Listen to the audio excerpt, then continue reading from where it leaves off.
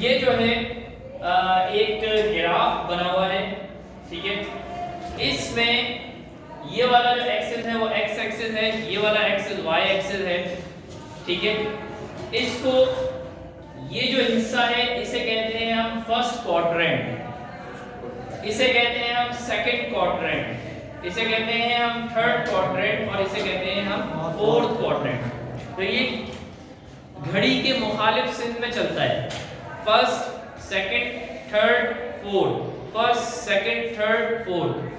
बेटा फर्स्ट में आपको पता है पिछले साल की ये बात है कि x भी पॉजिटिव होता है और y भी पॉजिटिव होता है।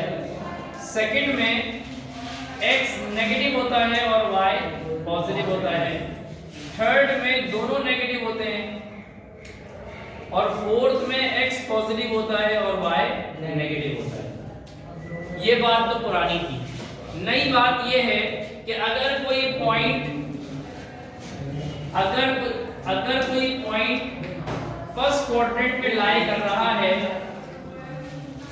अगर कोई पॉइंट फर्स्ट क्वाड्रेंट में लाई कर रहा है और फर्स्ट क्वाड्रेंट के ओरिजिन से, यहां ओरिजिन से उसका एंगल बन रहा है, तो वो एंगल 0 डिग्री से लेके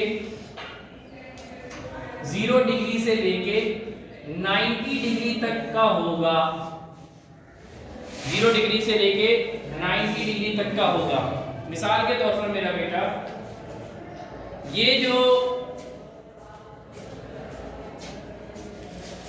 यहां पर अगर पॉइंट है और यहां से एंगल बन रहा है तो ये 0 डिग्री से लेके 90 के कहीं दरमियान होगा। 30, 45, 60, 70, 80, 90। फर्स्ट क्वाड्रेंट में जो भी एंगल होगा, अगर आपसे बोला जाए कि फर्स्ट क्वाड्रेंट में एंगल है तो आप बोलेंगे कि यार 0 से लेके 90 डिग्री के दरमियान है। सेकंड क्वाड्रेंट में अगर यहां पर कहीं पॉइंट बन रहा है तो बेटा क्या होगा, ये 0 से 90 तक तो ये हो गया, 90 से 180 तक, 90 से 180 तक के। तो अगर यहां पर कहीं होगा तो हम ये कहेंगे कि यार अगर सेकंड क्वाड्रेंट में कोई एंगल है तो हम बोलेंगे कि सेकंड क्वाड्रेंट में एंगल 90 डिग्री से बड़ा होगा और 180 डिग्री तक के होगा। 90 डिग्री से लेके 180 डिग्री के दरमियान कहीं लाई कर रहा होगा। थर्ड क्वाड्रेंट की अगर हम बात करें तो यहां तक तो 180 हो गया, 180 में फिर 90 मिलाओ कितने होते हैं, 180 और 90 कितने होते हैं मेरा बेटा, 270। तो हम ये कहेंगे कि अगर थर्ड क्वाड्रेंट में कोई एंगल है तो थर्ड क्वाड्रेंट का एंगल 180 डिग्री के और 270 डिग्री के दरमियान कहीं होगा। फोर्थ क्वाड्रेंट में 270 डिग्री से 270 में 90 मिला दो, 90 मिला दो, 360 डिग्री के दरमियान होगा। ठीक है मेरा बेटा, ये बिल्कुल बेसिक बातें हैं, इसमें कोई इतनी मुश्किल बात नहीं है, सिर्फ जहन में ये मालूमात जमा रखें। जहां अप्लाई करनी होगी वहां मैं आपको बताऊंगा कि हमने पहली क्लास में ये पढ़ा था। 2 बातें हमने पढ़ी, 3 बातें हमने पढ़ी। एक तो ये एक्सिस का हमने पढ़ा कि फर्स्ट क्वाड्रेंट, सेकंड, थर्ड और फोर्थ किसे कहते हैं। दूसरी बात हमने ये पढ़ी कि एक्स वाई कहां प्लस और कहां माइनस होता है। और तीसरी बात हमने ये पढ़ी कि फर्स्ट क्वाड्रेंट में अगर एंगल होगा तो वो कहां से लेके कहां तक के होगा, सेकंड में होगा तो कहां से लेके कहां तक के होगा, थर्ड में होगा तो कहां से लेके कहां तक के होगा और फोर्थ में होगा तो कहां से लेके कहां तक के होगा। ट्रिग्नोमेट्री में ट्रायंगल, ट्रिग्नोमेट्री ट्रायंगल, जिस पर हम ट्रायंगल के बारे में बात करते हैं और आमतौर पर हम अपने चैप्टर में 90 डिग्री वाले, जिसमें एक 90 डिग्री का एंगल हो उसे कहते हैं right angle triangle. Right angle triangle को उर्दू में कहते हैं कायमतुज़ ज़ाविया मुसल्लस। राइट एंगल ट्रायंगल को हम उर्दू में कहते हैं कायमतुज़ ज़ाविया मुसल्लस। हम आमतौर पे अपने क्लास अपने इस लेवल पे इसी की बात करते हैं। तो मेरा बेटा ये ट्रायंगल है जिसे हम राइट एंगल ट्रायंगल कहते हैं, क्योंकि 90 डिग्री इसमें एक एंगल है 90 डिग्री का, सीधी लाइन जो होती है वो 90 डिग्री के एंगल की होती है। और इसमें बेटा ट्रायंगल में 90 डिग्री के सामने वाली साइड को हम कहते हैं हाइपोटेन्यूज, 90 डिग्री वाली लाइन को कहते हैं परपेंडिकुलर। और जिस पे ट्राइंगल खड़ी हुई है, जिस जमीन पे ट्राइंगल खड़ी हुई है, उस ट्राइंगल उसको कहते हैं बेस। बेस को x से जाहिर करते हैं, परपेंडिकुलर को y से जाहिर करते हैं। बेस को x से जाहिर करते हैं, परपेंडिकुलर को y से जाहिर करते हैं। हाइपोटेन्यूज r के बराबर होता है। ठीक है, तो यहां तक बात हो गई। अब मेरा बेटा ये ट्रिग्नोमेट्रिक रेशियोज कहलाते हैं। Sine theta, cos theta, tan theta, cosec theta, sec theta, cot theta. इसके फार्मूले हैं। इसका फार्मूला क्या है बेटा? साइन थीटा का क्या है रेशियो, कैसे निकालते हैं हम इसको? P अपॉन H से। P अपॉन H, ट्रायंगल में यहां थीटा है।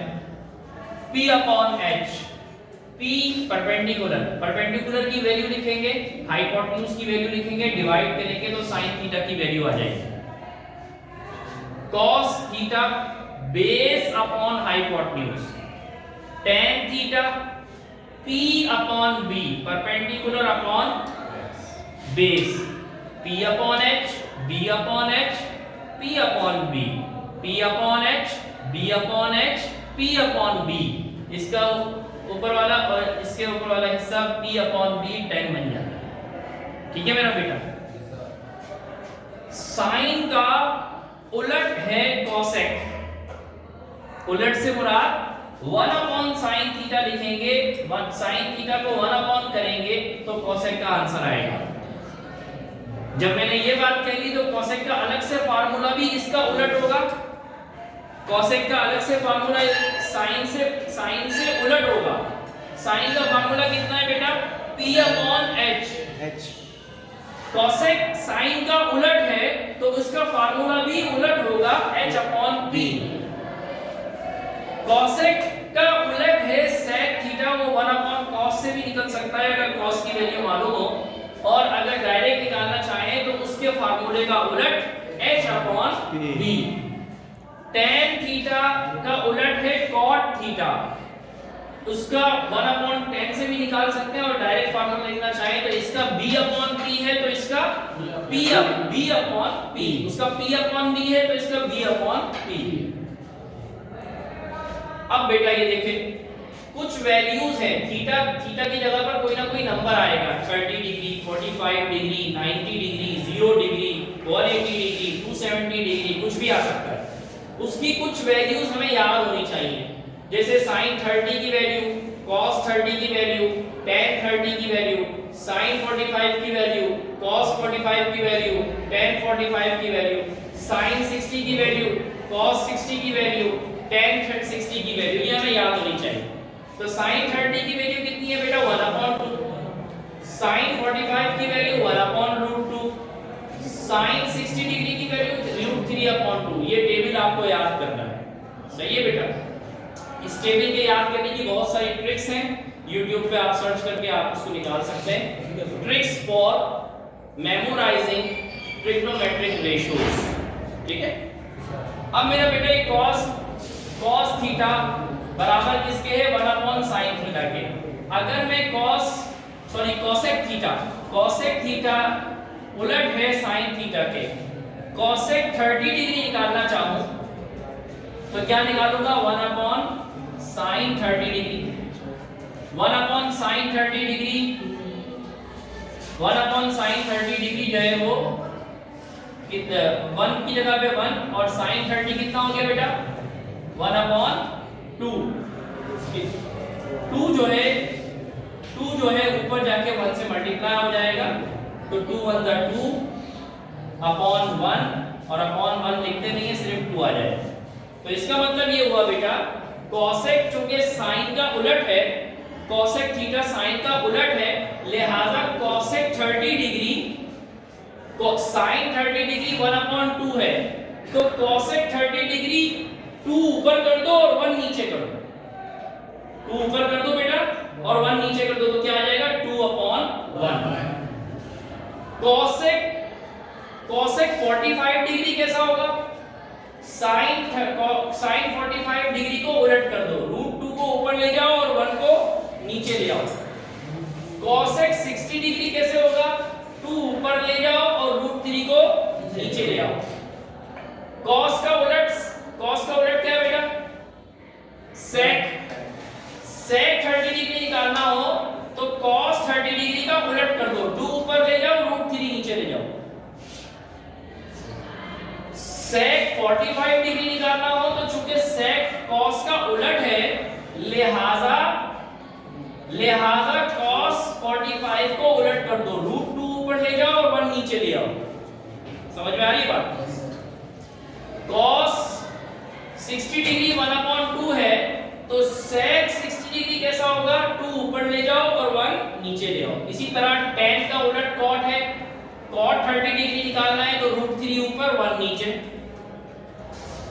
cot 45 डिग्री निकालना है तो 1/1 है ये, तो ये तो इसमें कोई फर्क नहीं पड़ेगा, 1/1 ऊपर नीचे कुछ भी कर लो 1 ही रहेगा। cot 60 डिग्री निकालना हो तो √3 के नीचे इसमें क्या लिखा हुआ है, 1। cot निकालना है तो इसका उलट करना है तो 1 ऊपर √3 नीचे। तो मेरा बेटा इस तरीके से ये हम sin का उलट cosec निकाल सकते हैं, cos का उलट sec निकाल सकते हैं और tan का उलट cot निकाल सकते हैं। समझ में आ रही है बेटा? अब ये कुछ एंगल हैं, ये याद रखने वाले हैं।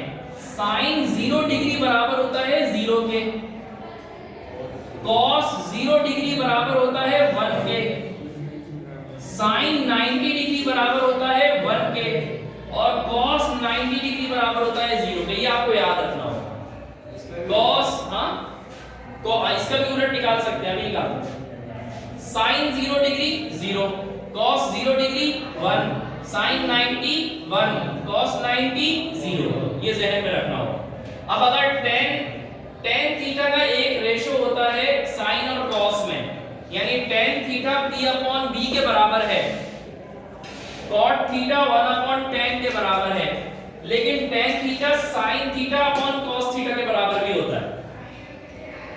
tan theta sin theta cos theta के बराबर भी होता है। sin अगर tan 0 निकालना चाहूं तो sin 0 डिग्री cos 0 डिग्री निकालूंगा। sin 0 डिग्री कितना होता है, 0। cos 0 डिग्री कितना होता है, 1। 0/1 0, अपॉन में जब 1 आ जाए तो उसे कहते हैं बाय बाय। कितना आ गया, 0। tan 90 डिग्री निकालना चाहूं तो कैसे निकालूंगा, sin 90 degree cos 90 degree. sin 90 degree कितना होता है, 1। cos 90 डिग्री कितना होता है, 0।